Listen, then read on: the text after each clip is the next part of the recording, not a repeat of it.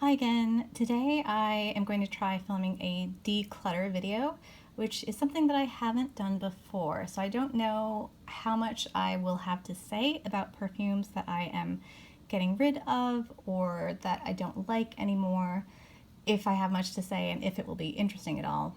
But we'll see. We'll see what happens.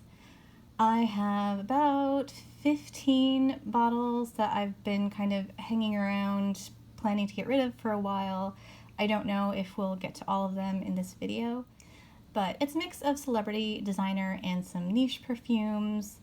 There are some that I for sure want to get rid of, and then some that are kind of a little bit on the fence. And yeah, let's try it.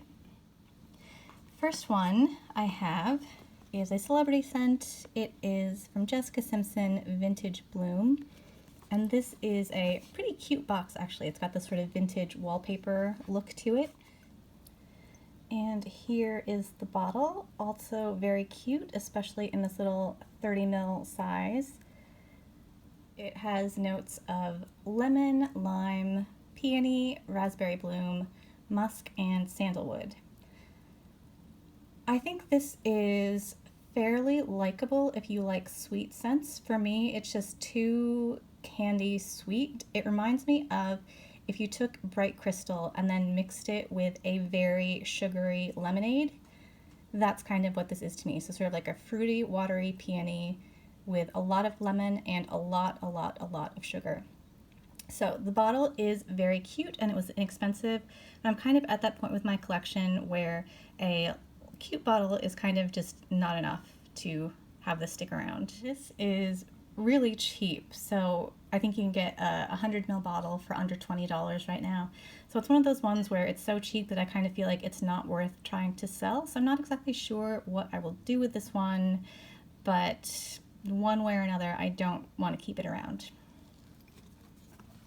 All right, how about next up we have, this is a niche scent, and I got this in a swap, so I don't know if this is the actual packaging or if this is just some random packaging that they gave to me. But this is from Annick Goutal, and this is Le Jasmin, so Jasmin scent. And it comes in this sort of vintagey bottle with like a weird little paper label. This is the only Annick Goutal perfume that I own. And I don't know if this bow is supposed to be attached to the cap. Right now it's just attached to the neck of the bottle, and so the cap can't actually snap shut. So this seems wrong to me, but this is how I got it. And I don't know, if you have bottles like this from Annick Goutal, let me know. Does it come in a gold pouch? Is this bow supposed to be on here instead of on the neck? I'm curious. Anyway, Fragrantica lists just 3 notes for this perfume. They list jasmine, ginger, and magnolia. And on paper, I thought that sounded good. A little spicy floral, but I don't know. I just don't enjoy wearing this. There's something about it. I just don't like the way it sits on my skin. There are other jasmines that I would rather wear, so want to pass this along to someone who actually would be excited to have it. And that is Le Jasmin from Annick Goutal. Next, let's do another celebrity scent. We have Britney Spears Curious in Control. It's got a little badge there that says In Control, which has come unglued. This is one that I am actually gonna have to throw away because it's gone off, which really doesn't happen to me, hasn't happened since I started, storing my perfumes correctly.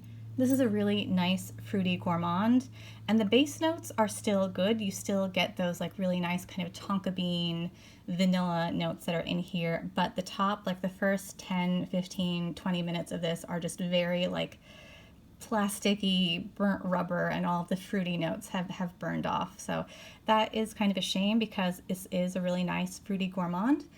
The notes listed on Fragrantica are fruity notes at the top, sweet notes in the mid with vanilla, tonka bean, and orchid, and then musk and sandalwood in the base. So this was a crowd pleaser, and the base of it still is pretty beautiful. It reminded me of like a warm fruit, like apple or pear compote with vanilla ice cream on top, So definitely warm and cozy and soft, not too syrupy or strong. Kind of amusingly, the top two reminds me of perfumes on Fragrantica are Victor and Rolf Bonbon, and the second one is Fragrance de Bois Minuit et Demi, which is an extremely expensive perfume, and this is not. So I think this has been discontinued for a while, but you can still find it pretty readily. Maybe not in this exact bottle design. I think they came out with a simpler one that didn't have this little badge here. But if you're interested in kind of a soft, warm, gentle, fruity, warm pear with vanilla ice cream scent, this is a great option. But maybe just the bottle doesn't last quite as long. I've probably had this since about 2015. Somewhere around there, and I don't remember, I might have bought it used, so this bottle's probably fairly old, but it had a good life. Next one, here's a designer. We've got Givenchy Hot Couture, the EDT. This one I'm kind of on the fence about, and that's mostly because I keep hearing people who just really love it on YouTube, especially.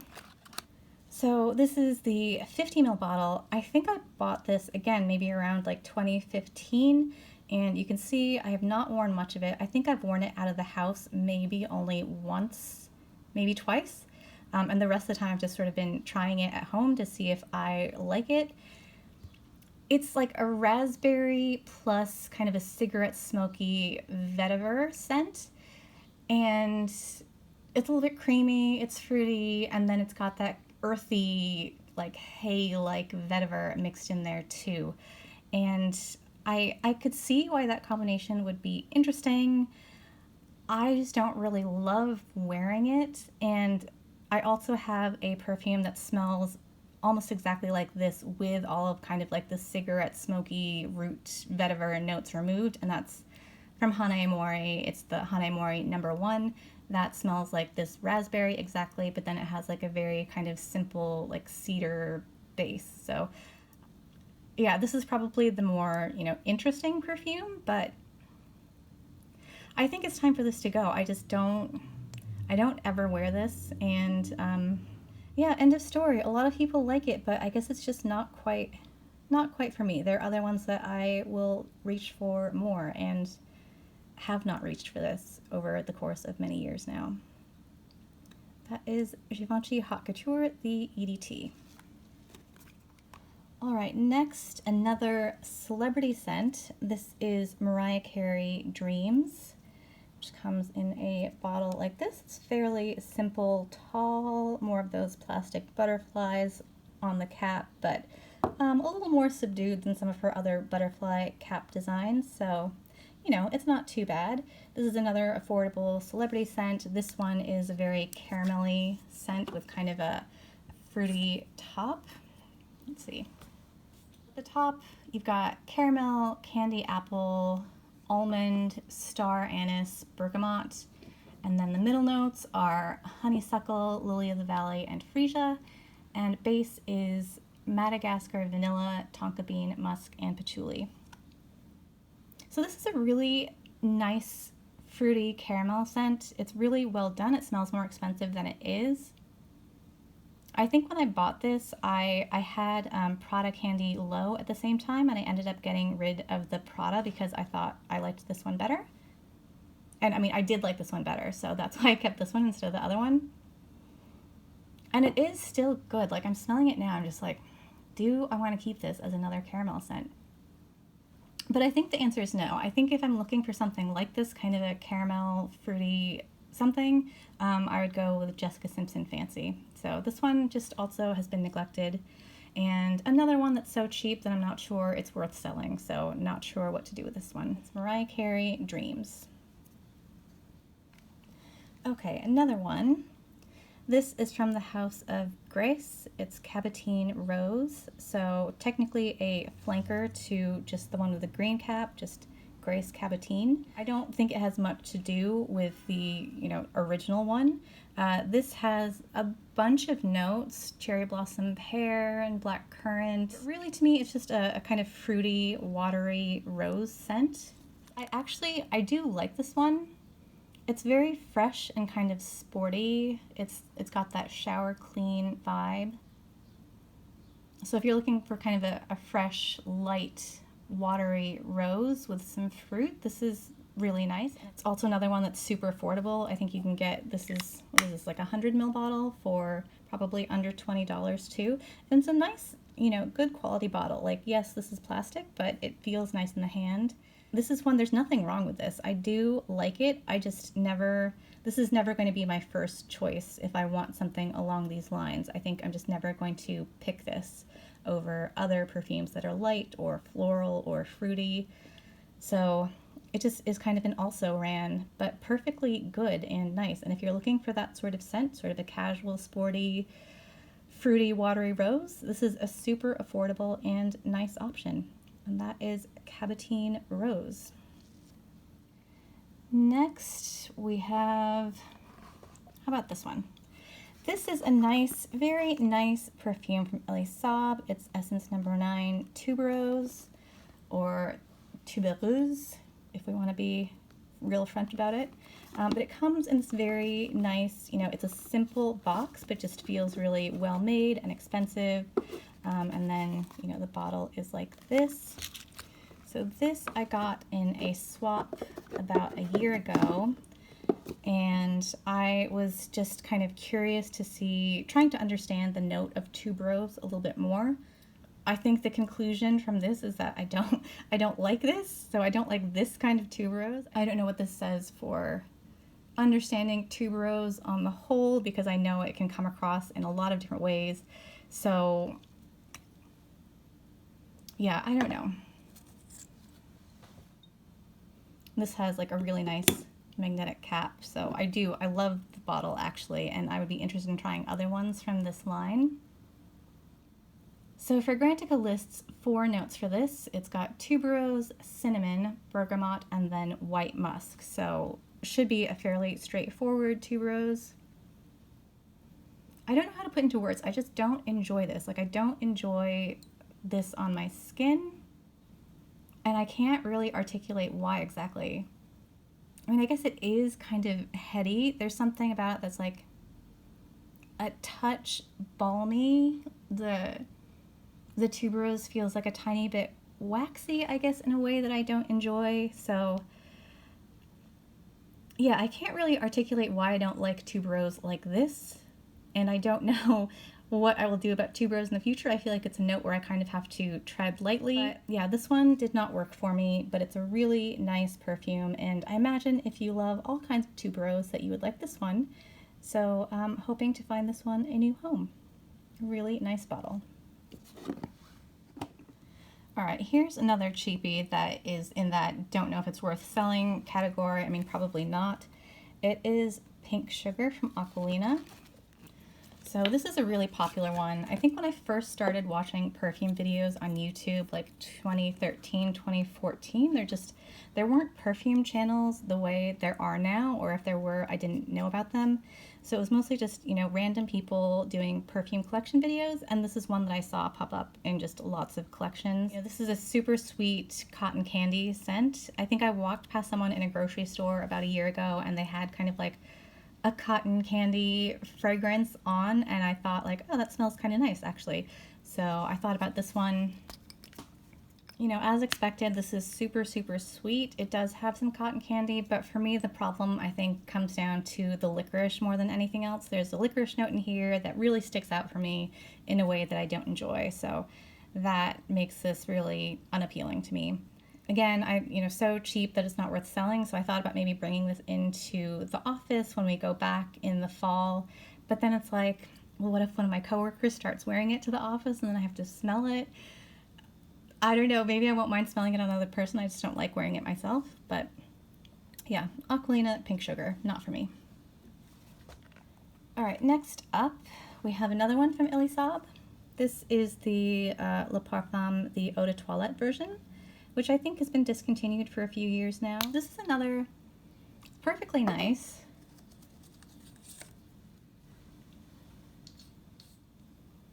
It is sort of a lighter, sweeter version of the Eau de Parfum. It's got a top note of mandarin blossom, middle notes of orange blossom and gardenia, base notes of honey, vetiver, and rose. So at the top, it's very, very, very sweet. It's a very sweet orange scent. But then for me, it just turns a little bit too rosy. So for most of the life of the perfume, it is like a sweet rose, orangey rose. I don't know, there's something, the rose just comes out a little bit too much for me in a way that I don't enjoy. So don't really wear this one and not keeping it around. All right, yet another cheapie. This is from Elizabeth Arden. It is Provocative Woman. And this, you know, as all Elizabeth Arden perfumes are, is very, very, very affordable. It's another one that I got in a swap back when I was just more excited about getting random bottles to see if I liked them and then not minding if I had random bottles in my collection because my collection was smaller. Now I don't really find that as much fun. But this is, you know, a more interesting bottle design than some of the other Elizabeth Ardens.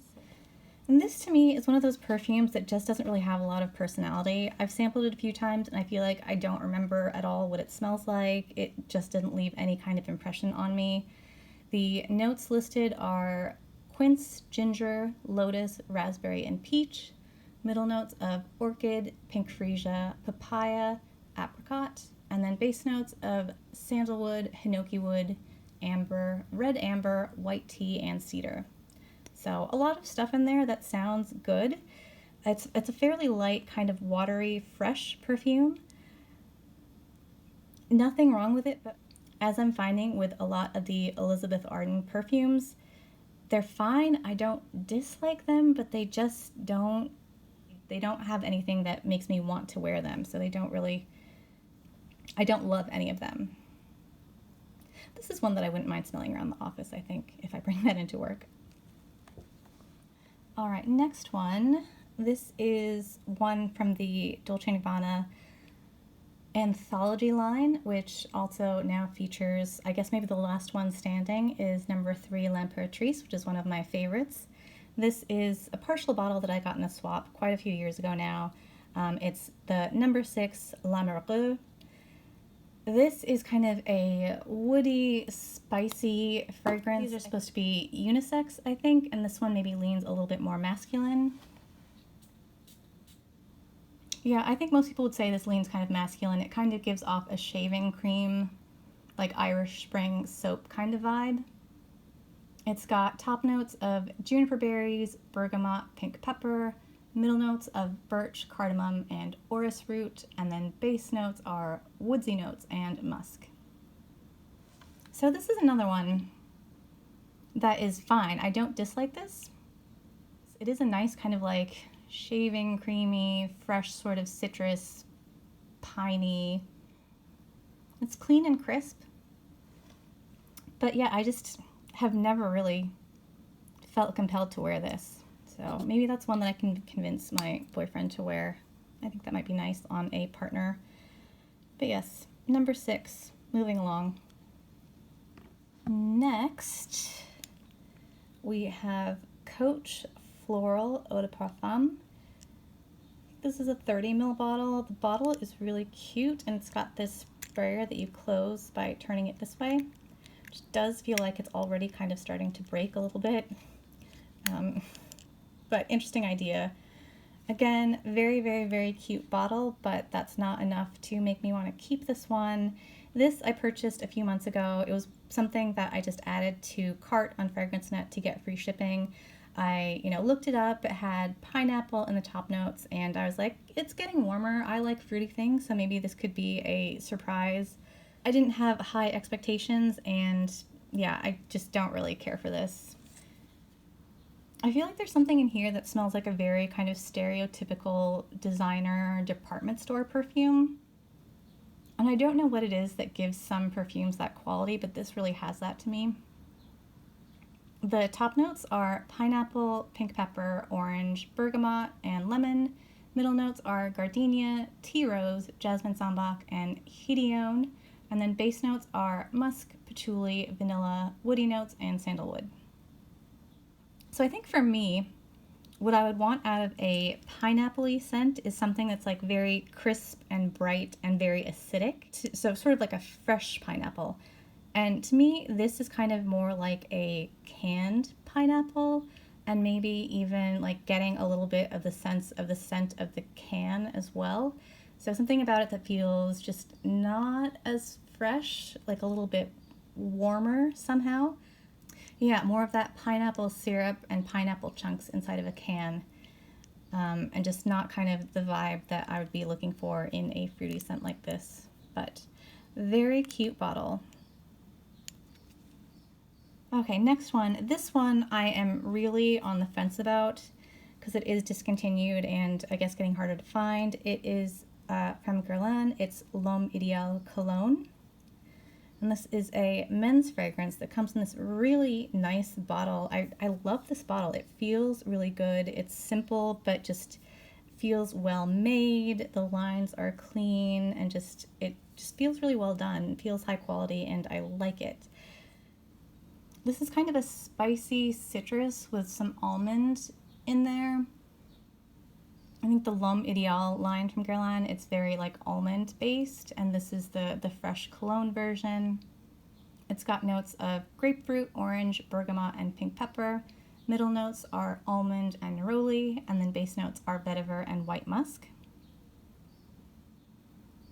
It's a nice citrus. It does smell a little bit on the masculine side, which is not a bad thing. I don't think that's bad. Yeah, I don't know.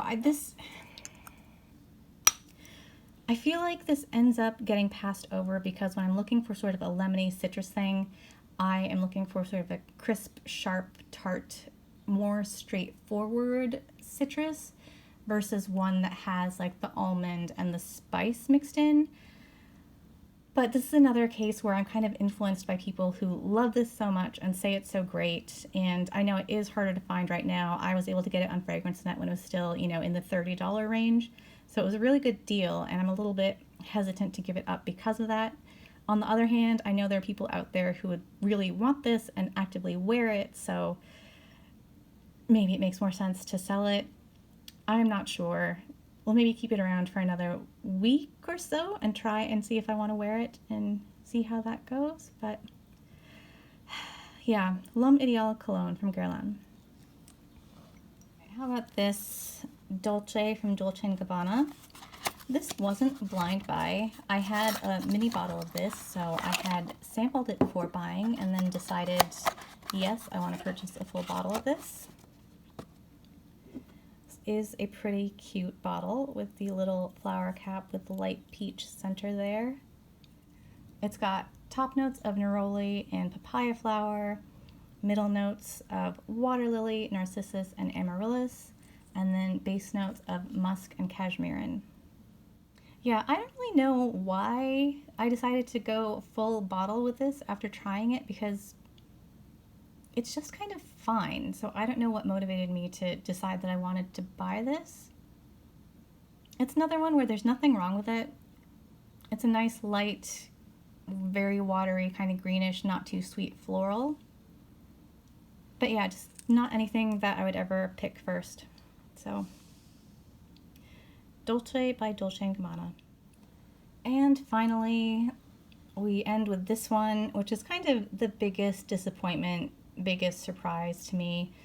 It was a blind swap I got about a year ago, and it is from Diptyque. It's Eau de Sens, and this is an orange blossom scent. It comes in this limited edition bottle with the orange sides here.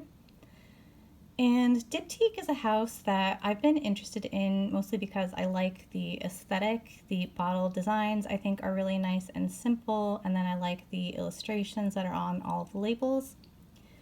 And I like a lot of orange blossom scents, so I just thought that this one would be easy for me to love. Turns out, no. This has a fairly simple note pyramid listed on Fragrantica. It's got top notes of orange blossom and bitter orange, middle notes of juniper berries, and then base notes of angelica and patchouli. So patchouli always kind of sends off little alarm bells in my head, and I don't know how much of a factor that plays and why I dislike this one so strongly, but I'm verging on hate with this one. I really dislike the way this smells, and I struggled to sample it because I couldn't stand to keep it on my skin long enough to get like a full wear out of it. I don't know. I like Orange Blossom when it goes a little bit green, and this one has those green notes in the base, and it's got the juniper berries. So I don't think that's the problem.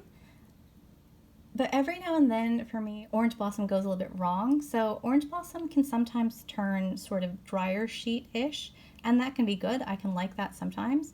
But then sometimes, in this case, it's kind of like too drier sheet-ish, to the point where it's kind of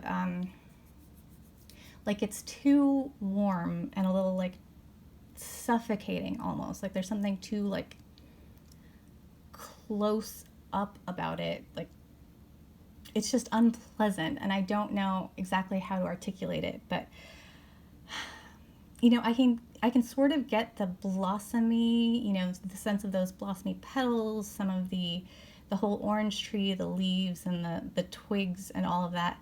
But then it just, that suffocating feeling creeps in, and I don't know what is causing it or how to identify it, but it is there, and it makes me really, really, really dislike this.